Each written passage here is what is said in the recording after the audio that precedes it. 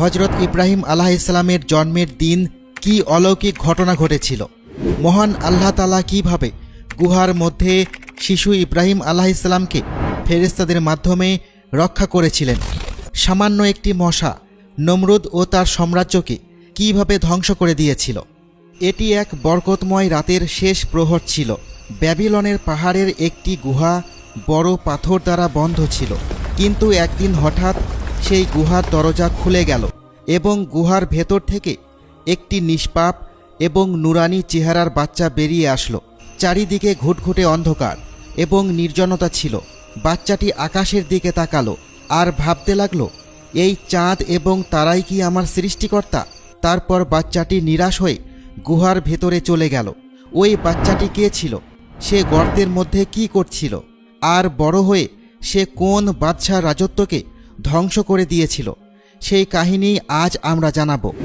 মানব জাতিকে সঠিক পথপ্রদর্শনের জন্য আল্লাহ তাআলা যুগে যুগে সকল জাতির কাছে নবী রাসূলগণ প্রেরণ করেছিলেন। তারা যে শুধু মানব জাতিদেরকে ইসলামের দাওয়াত দিয়েছিলেন তাই নয়, বরং অত্যাচারী এবং জুলুমকারীদের বিরুদ্ধে সাধারণ মানুষের জন্য তারা ঢাল হয়ে দাঁড়িয়েছিলেন, যারা তাগুতের বা মূর্তি পূজারীদের বিরুদ্ধে বিদ্রোহ করেছিলেন এবং মানুষদের বন্দিদশা থেকে বাঁচিয়ে তাদেরকে মানুষের গোলামি থেকে আল্লাহ তাআলার দাসত্বে নিয়ে এসেছিলেন। সে সকল নবীগণের মধ্যে একজন হলেন হযরত ইব্রাহিম আলাইহিসসালাম, যাকে একজন জালিম এবং অত্যাচারী বাদশাকে জব্দ করার জন্য এবং ওই রাজ্যের প্রজাদেরকে সঠিক পথপ্রদর্শনের জন্য আল্লাহ তাআলা পাঠিয়েছিলেন। আসলে নমরুদ তৎকালীন ব্যাবিলনের একজন শক্তিশালী বাদশাহ ছিল। সে হযরত নূহ আলাইহিসসালামের নাতি কুশ বিন শামের একজন পুত্র ছিল। হযরত নূহ আলাইহিসসালামের তুফানের পর পৃথিবীতে প্রথমবারের মতো জালিম শাসক নমরুদ তার রাজত্ব প্রতিষ্ঠা করেছিল এবং 400 বছর সে রাজত্ব করেছিল। নমরুদ ছিল একজন মুনাফিক। সে নিজেকে খোদা দাবি করত এবং রাজ্যবাসীকে তার পূজা করতে বলতো।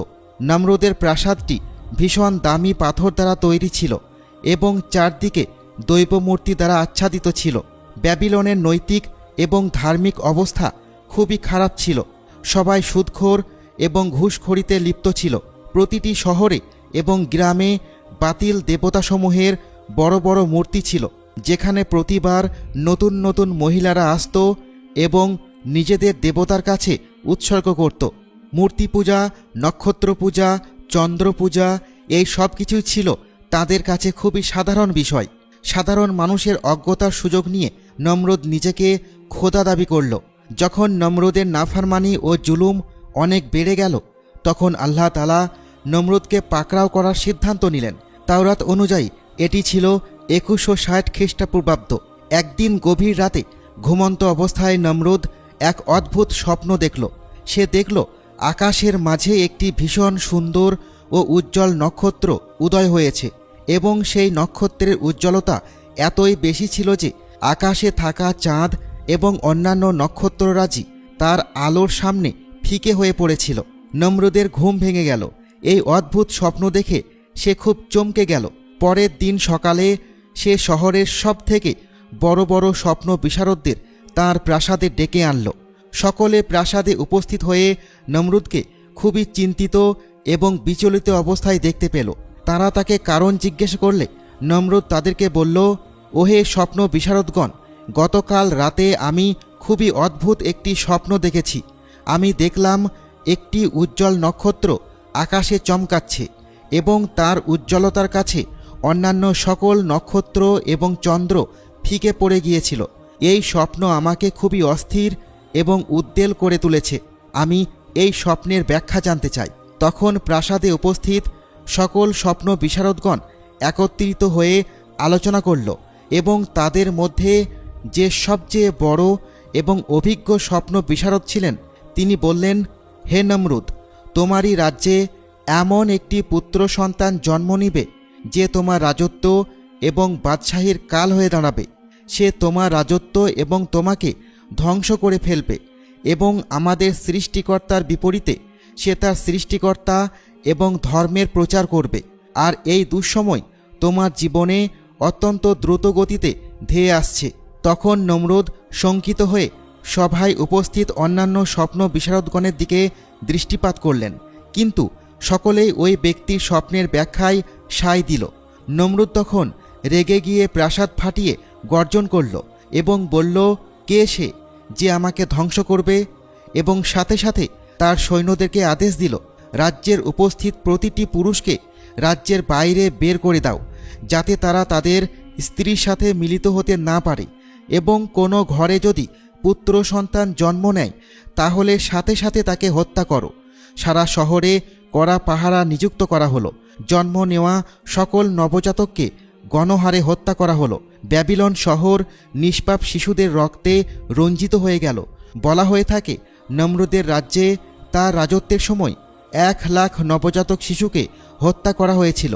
নমরুদ মনে করেছিল এমনটা করার মাধ্যমে সে পৃথিবীতে আল্লাহর অনুসারী আসা প্রতিরোধ করতে পারবে, কিন্তু এটি ছিল তার জ্ঞানের অভাব, কারণ তার ধ্বংস তো ইতিমধ্যে তার ভাগ্যে লেখা হয়ে গিয়েছিল।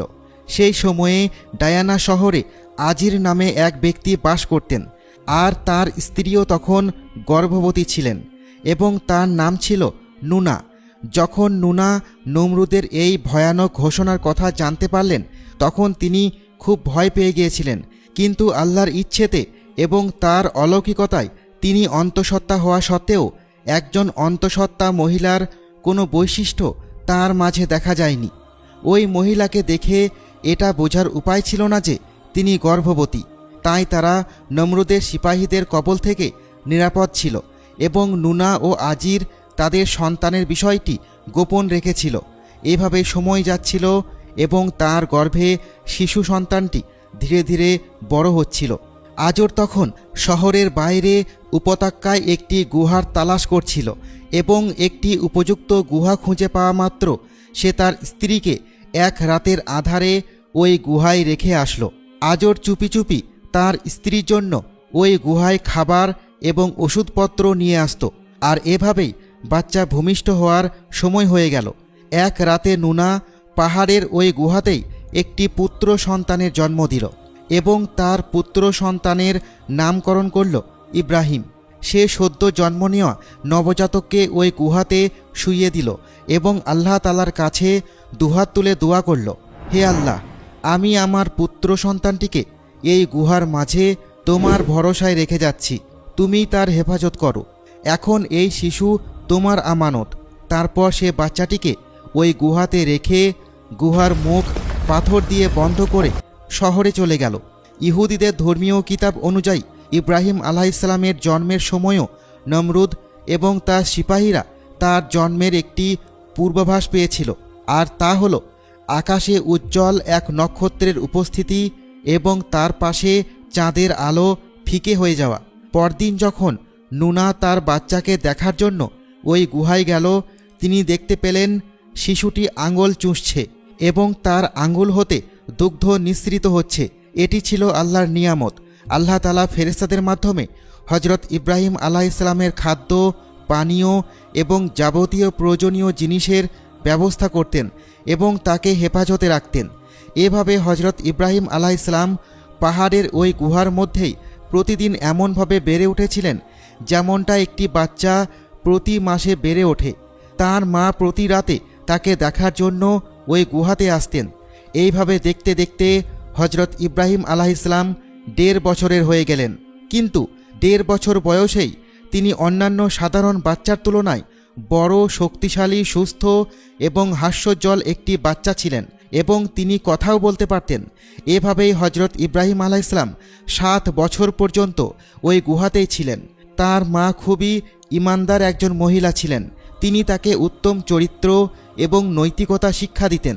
তিনি ইব্রাহিম আলাইহিসসালামকে আল্লাহ তাআলা সম্বন্ধে বলতেন এবং গত হয়ে যাওয়া অন্যান্য নবী রাসূলদের গল্প শোনাতেন, কিন্তু তিনি জানতেন না যে বাচ্চাটিকে তিনি এত ভালোবেসে আদব কায়দার সাথে বড় করে তুলেছেন সে নিজেই একজন নবী হবে। হজরত ইব্রাহিম আলাইহিসসালাম সবসময় তার মাকে বলতেন, মা, তুমি আমাকেও তোমার সাথে শহরে নিয়ে চলো, কিন্তু তার মা তাকে বলতেন, না বাবা, শহরে তোমার প্রাণের সংশয় আছে। বলা হয়ে থাকে এক রাতে হজরত ইব্রাহিম আলাইহিসসালাম গুহা থেকে বাহিরে বের হয়েছিলেন। তিনি প্রথমবারের মতো পৃথিবী দেখেছিলেন সেদিন। তিনি দেখলেন আকাশ ভরা উজ্জ্বল নক্ষত্র এবং চাঁদ।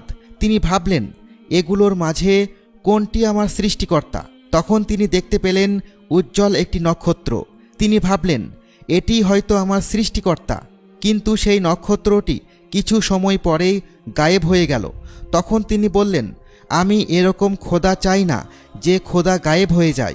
এভাবে আর একদিন তিনি গুহা থেকে বাইরে বের হলেন এবং আকাশে চাঁদ দেখতে পেলেন। তখন তিনি মনে মনে ভাবলেন, এই চাঁদটি কি আমার খোদা? কিন্তু কিছু সময় পর চাঁদ মেঘে ঢেকে গেল। তিনি বললেন, না, এই চাঁদ আমার সৃষ্টিকর্তা হতেই পারে না। অতপর সকাল হলে ইব্রাহিম আলাইহিসসালাম আকাশে সূর্য দেখলেন এবং তিনি বললেন, তুমি আমার সৃষ্টিকর্তা, কারণ তুমি সবচেয়ে বড়। কিন্তু যখন সন্ধ্যা হলো, সূর্য অস্ত গেল। তিনি বললেন, না, এই সূর্য আমার খোদা হতে পারে না। তখন আল্লাহ তাআলার বাণী নাজিল হলো। তিনি হজরত ইব্রাহিম আলাইহিসসালামকে বললেন, হে ইব্রাহিম, আমি তোমার সৃষ্টিকর্তা, অতএব আমার উপর ঈমান আনো। হজরত ইব্রাহিম আলাইহিসসালাম আল্লাহর উপর ঈমান আনলেন। একদিন তিনি তার মায়ের সাথে শহরে আসলেন এবং সাধারণ জনগণের মাঝে ইসলামের দাওয়াত দিতে থাকলেন। আল্লাহ তাআলার বাণী পৌঁছে দিতে থাকলেন। কিন্তু এর ফলস্বরূপ নমরুদ ইব্রাহিম আলাইহিসসালামের জীবনের পিছে পড়ে গেল।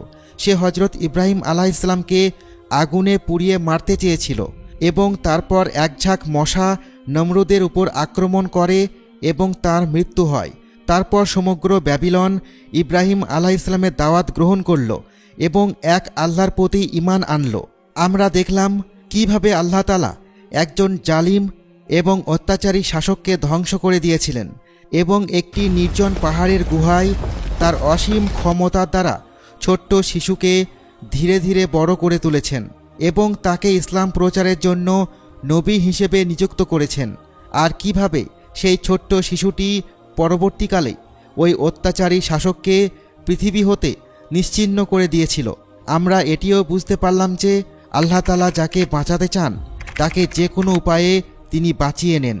আর ভাগ্যে যা লেখা থাকে তা শত চেষ্টা করার পরেও কখনো বদলানো যায় না।